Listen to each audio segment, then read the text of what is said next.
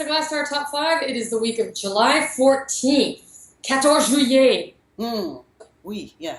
Oui, oui. I'm Rainey Knudson. I'm Christina Rees. Let's count it down. Number 5, Provincial in Brownsville. This is a group show at the Brownsville Museum of Fine Arts. Brownsville! Yeah. That bottom tip of Texas.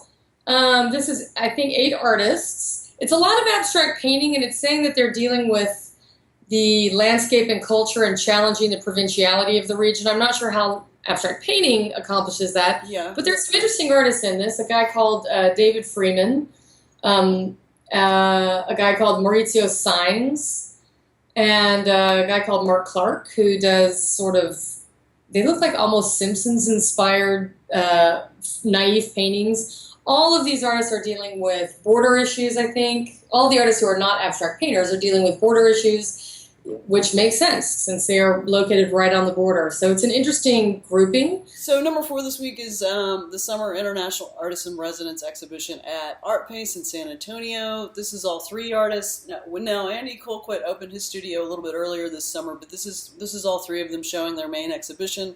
Rachel McLean from Scotland, Juan William Chavez, who I believe might be St. Louis, and then Andy, who of course is homegrown. I've seen some of Rachel McLean's stuff. I like it. It's video. It's quite frenetic. It's a lot of costumes, a lot of makeup. It's quick cutting. It's got a lot of music video elements. Some Ryan Treecarton. I'll just go ahead and say it. A lot of characters. It's quite witty. It's pretty narrative. It's all green screen, so it looks very trippy. How is there an undercurrent of pathos in her work, or is it really just like wee Japanese, kiddie cute stuff? Because it appears that there's some darkness in there. Maybe a little bit of sadness. Yeah, pathos might be the right word. Juan William Chavez is dealing with he does these kind of big ambitious projects that are often site specific. He's kind of pulling together. He's being resourceful. There's environmental concerns mixed with gentrification concerns, poverty, things like that, and then of course Andy Colquitt. I remember when his fabulous compound, which if you've never seen it, you should try and go see, in Austin, was featured in Nest magazine. Remember Nest magazine? Yeah. How wonderful it was? And I remember talking to his dealer at Nada and commenting on the design element of his work and what a great designer he was. And she was really resistant, like wanting to not use the word designer, but really the conceptual underpinnings of the work. But the guy makes fabulous lamps. They look good in an art fair booth. They look good in a person's house. Next Number 3, Politics 2016 / the documentary. This is Apama Mackey's gallery in Houston. This is not a documentary in the sense of a film. This is Apama's documentation of the political season that we are in. So I think this is an ongoing sort of project that she as gallerist is doing where she's scouring the internet and finding ephemera related to the election cycle. So there are actual artists in the show. David Kruger has a Notorious RGB plate you can buy. All this stuff is super affordable. Philip Kramer, our own Philip Kramer, who was banned off of Instagram. A group called Sabo / Unsavory Agents that did some wonderful right-wing posters, actually, that were hilarious. There's period panties for women that are padded and high-waisted and that are printed with Sarah Palin or Donald Trump right on the crotch. So, and then there's this whole wall of these little memes, images from Instagram, stuff that Apama herself found and had printed as stickers. And some of them are just absolutely hilarious. It is a detailed show. Of course, there's a Trump piñata.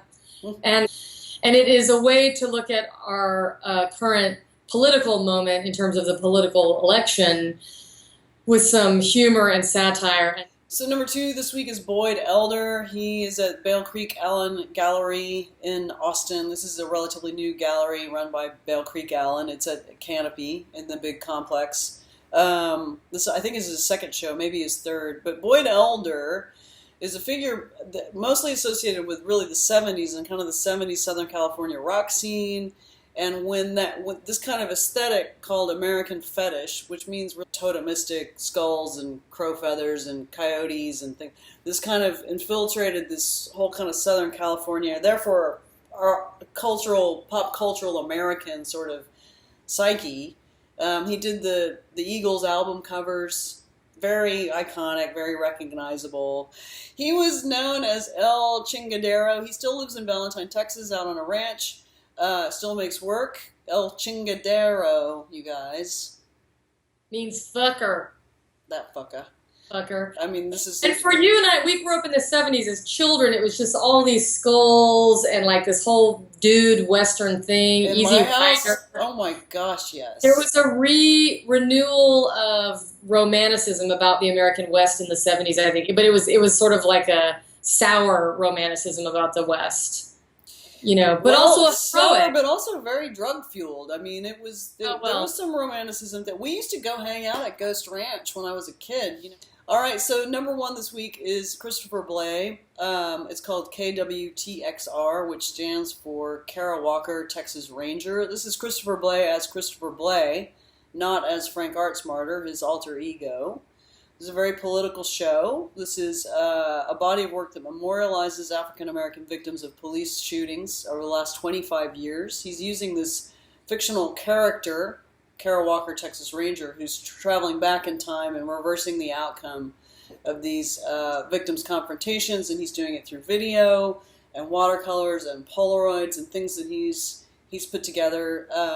It'll be narrative. It'll be very sad. He's very clever and he can be very funny. But Christopher Blay, when he's Christopher Blay, can also deal with grief incredibly well.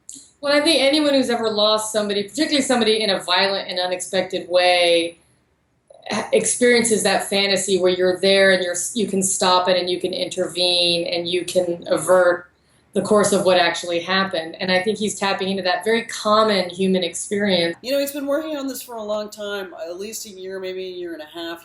He works on a lot of different projects at once, but I know this has been near and dear to him. This is at the South Dallas Cultural Center, by the way, and it opens this weekend. So I mean, his timing is eerily impeccable, but it's so important right now, I think, with what you guys have been going through this week. Yeah, I think it would probably be good for a lot of people to just, I mean, whether you go see this show, just go see some art. Art tends to be a pretty good human way to deal with some of the stickier and more awful things that we're dealing with right now in our culture.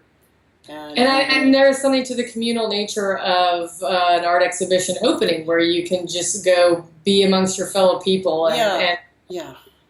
So with that, go see some art.